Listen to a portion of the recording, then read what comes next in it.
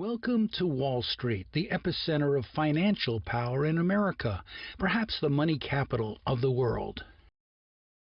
The globally oriented financial firms based here in the New York Stock Exchange that operates here have extraordinary influence on the politics and policies of this country. No one has elected them, and in fact, these financial firms are trying to undo the regulations and new laws governing them imposed by the Congress. The people on Wall Street are just one of a number of unelected and very powerful forces that operate in the shadows, behind the scenes. They're the media forces, they're the military and industrial forces, they're the corporate forces, and they're the forces that we'll be investigating in this television series, which asks a question that most of our media does not. Who rules America?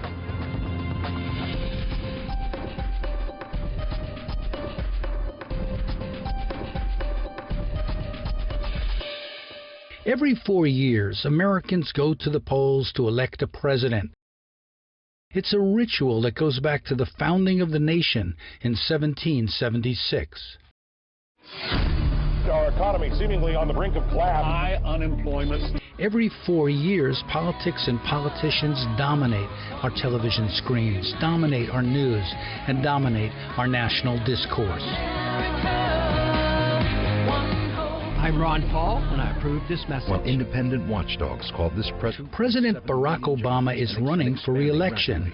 Mitt Romney stood with Big Oil for their tax breaks, attacking higher mileage standards and renewables. He is attacking and being attacked by Republicans. He said he would turn this economy around in 3 years, or he'd be looking at a one-term proposition. We're here to collect, all right? The two parties may be fighting a political war, but pundits label it a horse race, fueled literally by billions of dollars in campaign contributions used for pervasive advertising. To a place where one president's failed policies really hit home. Welcome to Obamaville. The focus is on political personalities, not the forces they represent. A large industry of commentators and pollsters are paid to tell us who's ahead and who's behind. The focus invariably is on the candidates, not the issues. But everyone knows the campaigns are run behind the scenes by professional strategists, media experts, and political advisors. Then there's going to be a one-term proposition. The political ads are cynical and slick. Almost every word is scripted. Symbols trump substance. Slogans are market-tested, aimed at promoting perception and reinforcing prejudices. That a rogue nation. Marketing is the mission, selling, not telling. On one level, this whole spectacle is presented as a triumph of democracy, as if the candidate who wins will run the country. But being in office doesn't necessarily mean being in power. Americans believe they are determining their future. Are they? Do most know, or are they ever told, who rules America? I just think that these people, you can't really see them.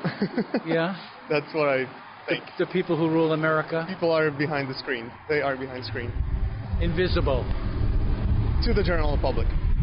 And do you think people really know what's going on? To some extent, yes, and to some extent, no. To what extent yes, to what extent no? About 50-50. Who rules America? There's no one right answer. Pulitzer Prize-winning American historian Eric Foner says it's a question that raises many more questions about power that works from the shadows. Who rules America?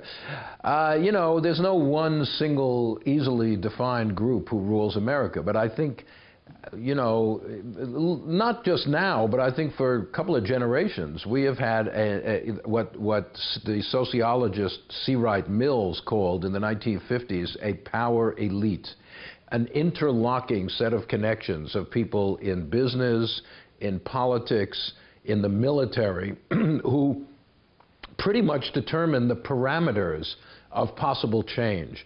It's not that they rule America in a conspiratorial way And of course, there are elected officials, but the leeway of those officials is constrained by what you might call the permanent government. Presidents come and go, but there's a kind of permanent establishment, what President Eisenhower called the military-industrial complex, but now it's more a military-financial complex that really, as I say, determines the limits. We're at the Left Forum, a gathering of progressive intellectuals and scholars and students held every year here in New York City. There are 1,400 speakers this year. They don't agree on everything, but they do agree that America is not the democracy it claims to be. They all want to know who rules America. Professor Stanley Aronowitz writes about the research of this man, C. Wright Mills, who a half-century ago wrote about the existence of a power elite that activists today refer to as the 1%, the people who run things. His contribution to understanding the nature of power in America is in the first place to identify three institutional orders that really together form the power elite. An elite that is, generally speaking, unresponsive to the people, unresponsive to democratic liberties and democratic procedures. And he said the three groups were the corporate capitalist institutions, the military, and the third one was the top layer of the political directorate, he called them, and they are the national leaders like the executive branch of government. Not even Congress. He said Congress was in the middle levels of power. It doesn't really share the decision to make war, the major economic policies and so on. It participates at some level, but basically it's out of power. And he said that really has undercut the whole pretense of progressive and of representative government. This may be why in recent surveys, only 7 to 9% of the American people in both parties believe that the Congress, the so-called People's House of Government, is representative and capable of solving the country's problems. If politicians are trapped in a polarized and highly partisan stalemate, who does exercise the power to decide what the country's priorities and policies should be? We asked J.K. Fowler, an editor of The Mantle, a political magazine. I think it's extremely complicated. I think there's not one particular answer for it. I think that a lot of the stuff going on in America right now is being led by money and moneyed interest in Washington in particular. But I think there's a bubbling movement from the ground up as well that's happening. Is there a ruling class in America, or is that an outdated concept? No, I'm a strong believer that there's a class in particular in New York City but I don't think they're not hidden away in some room with nefarious deeds in mind. It's more structural. There's certain clubs they go to. There's certain streets they live on. They're interacting with one another more. We put that question to Erin Crowell, a 30-year-old working-class mother from a small town in Wisconsin who is working 2 jobs while pursuing her education. If I was to ask you, who runs America? Who rules America? What is your, what is your perception of that? People that have the money to do so, people that have the money and the resources to send a lobbyist to Washington, Like nobody from my town could afford to send a lobbyist, and say, hey, Harley Davidson is threatening to move their plants to China unless, everybody takes pay cuts, and could literally shut our town down. We can't afford to defend ourselves. Do you feel, as an American citizen, that you have power, in our country? Do you feel as if you have the ability to get your dream achieved? I feel like it's slipping away.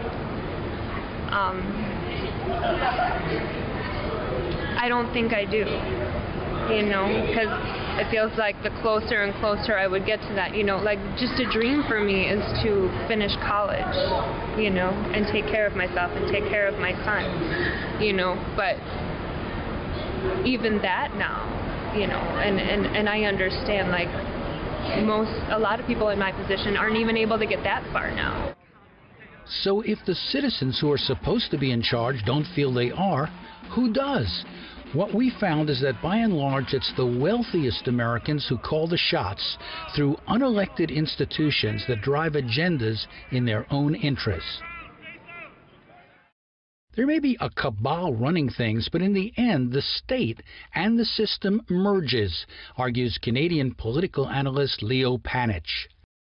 I don't think there's an external force controlling the American state. The American state is capitalist to its core in the very way it's organized. It doesn't do it because there's too much influence from Wall Street. It does it because it is structurally embedded with Wall Street. It doesn't do it because there's too much influence from a military-industrial complex. It does it because the military-industrial complex is inside the state, is funded by the state, is part of the state. Sure, there are people who conspire and there's people who act in secret, but capitalism is not a conspiracy. The people who have the wealth, they're not a conspiracy. We know who they are. We know how they collect this money. They take it out of our pocket, they put it in theirs, and it's not a big mystery. There seems to be corporate forces, in addition to Wall Street, that essentially help guide our political and economic direction. Leading are America's top corporations. Political analyst Michael Clare has studied the political economy of oil for 20 years and says a lack of media coverage keeps the public in the dark. Does the media cover it? The media doesn't cover this for the most part. In fact, the media is largely in league because of the advertising dollars that the oil and gas lobby provides. They're very heavily dependent on advertising revenue, so they're very careful in what they say. Who are they accountable to? Are there laws really controlling and regulating what they do? There are laws, but they have been written largely by their lobbyists to favor them. So, in fact, the laws, for the most part, are in their favor, not in the favor of most Americans. Is there an issue where we've seen this very clearly, where the interests of the oil industry or the energy industry is in conflict with the interests of Americans? Well, I would give an example that the oil industry has been pushing for drilling in the deep waters of the Gulf of Mexico and off the coast of Alaska, for example, and they get all kinds of tax benefits for that kind of deep water drilling, and they were able to do so during the Bush period with absolutely no oversight whatsoever, hence the Deepwater Horizon disaster. Most Americans experience the oil industry in two places: at the gas pump, where prices often rise because of speculation, not just supply and demand, and also through TV advertising that paints this very profitable business in the most positive of terms. I'm still here, and so is BP. We're committed to the Gulf, for everyone who loves it and everyone who calls it home. That's good for our country's energy security and our economy. Which brings us to another set of corporations, the media companies. Jeff Cohn has been in the media and written books about its impact in shaping how Americans think about their country and its system of power. He says media companies push propaganda for war. It's the same exact media quoting the same exact experts that pushed our country and the world into a war with Iraq. And we were told by these media, oh, we're so sorry, we didn't know, we made a mistake, next time we'll be more vigilant. But here we are next time, 10 years later, and the same media are blowing smoke about a weapons program in Iran that doesn't exist. There was no weapons of mass destruction in Iraq either. And so we're hearing, it's like, when the war drums are beating.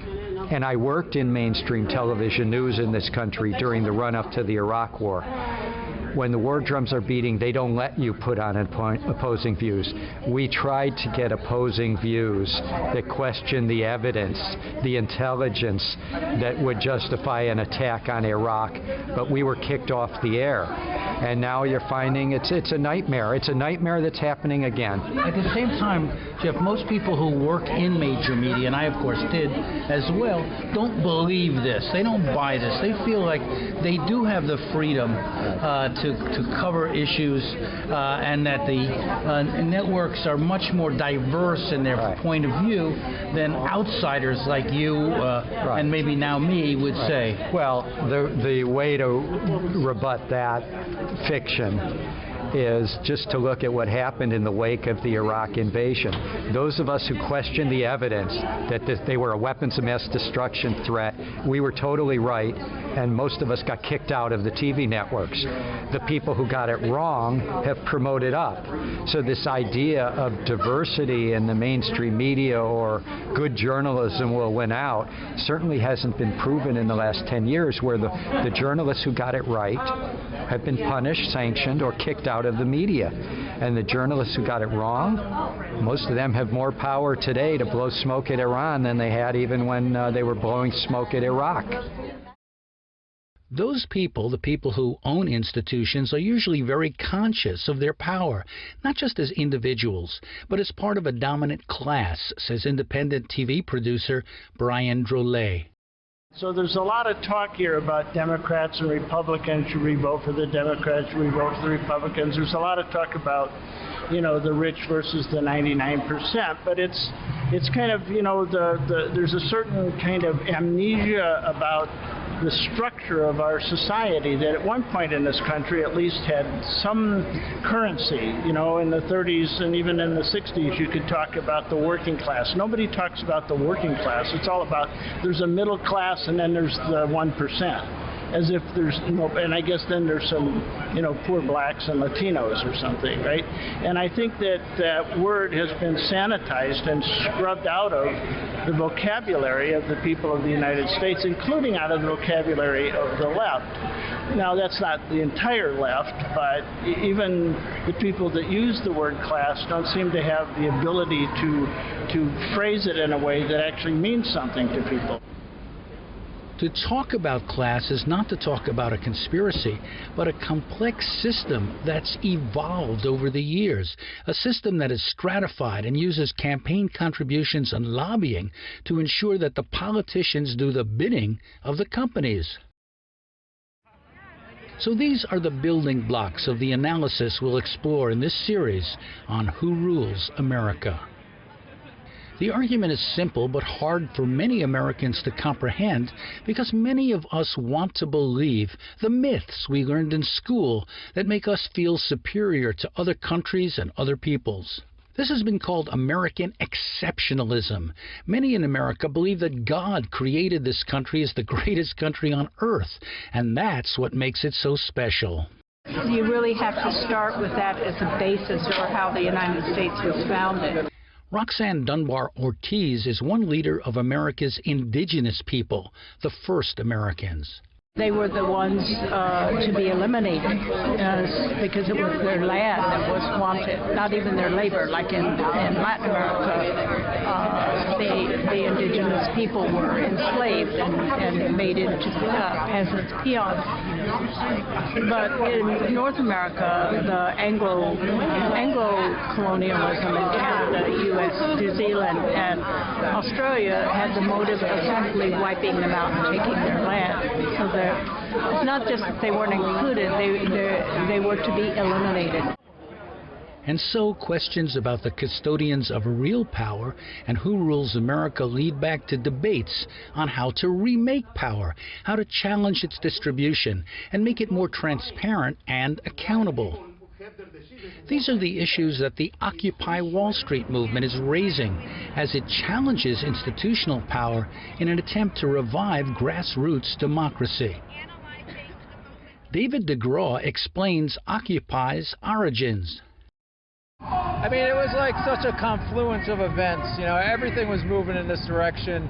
You know, I was looking at around the world. You know, there was protests happening in Egypt, and then it moved to, you know, the Arab Spring, Tunisia, and all throughout Europe. It came back, and it was just a matter of time before it hit the United States. And really, if you look, the occupations globally, you know, they became like the thing to do. So it's just a natural progression for it to show up here. I feel like it shows up here because, you know, even though wealth is so concentrated, you know, the people have a media system where they're so propagandized, and they feel isolated. But Occupy shows that people are not suffering alone. They're coming out and raising awareness, and we change the national discourse. The movement is up against powerful forces with large budgets and the backing of police forces and the political establishment. While these activists are on the front lines of the fight for a people-ruled America, many of its people share the same hope. Do you have a sense of class being important in this country, that there being like an upper class or working class? Absolutely, absolutely. I'm a waitress at a very nice restaurant, and it's very clear to me, what my role is and who I am, and you can tell just from the dialogue that I have with people, Recently, I talked to a general manager of a fairly large business in our town, and when I mentioned that I was going to a public school, I got kind of an eye roll, and oh yeah, my tax dollars pay for that, and it's. Do you feel like there's all this resentment against working people, kind of feeling like they don't deserve what little they're getting? Absolutely, absolutely, and especially with the recent attacks on public sector employees, like on teachers, and people are saying they don't deserve those benefits. We all don't get those benefits, so they don't deserve them either. Or like, why isn't the conversation? Maybe we should all work to get those for everyone instead of taking it away from the few that do have them. When I hear you talking, I realize there's such a bigger picture here than most people even understand. That we have, a country where the dream is slipping away for so many people, and they don't feel particularly powerful. They don't feel like they can do anything. They can achieve anything. They can make a difference. Right. Well, I think the dream is shifted to hopefully I wake up tomorrow and I'll be able to pay my rent and keep a roof over my head, or it's just like, I'll work on achieving my dream tomorrow, but today, I have to go to class, and I have to, I have to get my work done. I have to go to work, and I have to try to squeeze a couple hours of sleep in, and then, and it's. Now you're here at this conference with all these brilliant theoreticians and analysts and professors and experts and leaders, and how do you feel about this idea that people have to get together to make a difference? I think it's wonderful. I feel so blessed to be able to be here with people like that, because I want to learn. Somebody had said to me, well, why don't you leave where you are? And I don't think that's the answer. I think that it's my job as somebody who cares about these things to learn from these people, to learn from these brilliant minds, and so I can take this back to people and show them and explain to them where we don't have access to this kind of thing every day, and to hopefully try to enlighten them a little bit. Erin expresses the hopes of many ordinary Americans who want to reshape the nature of power so that the 99%, not just the 1%, can rule. But as you can see and hear, it's not a battle she feels she is winning. Perhaps that's why she, like many, want to know who rules America.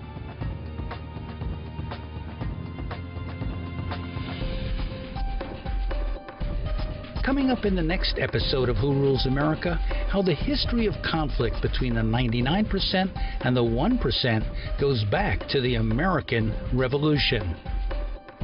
The degree of inequality. Never before has the very, very top, the 1%, had so much of the national income and wealth in its own hands. Next time on Who Rules America.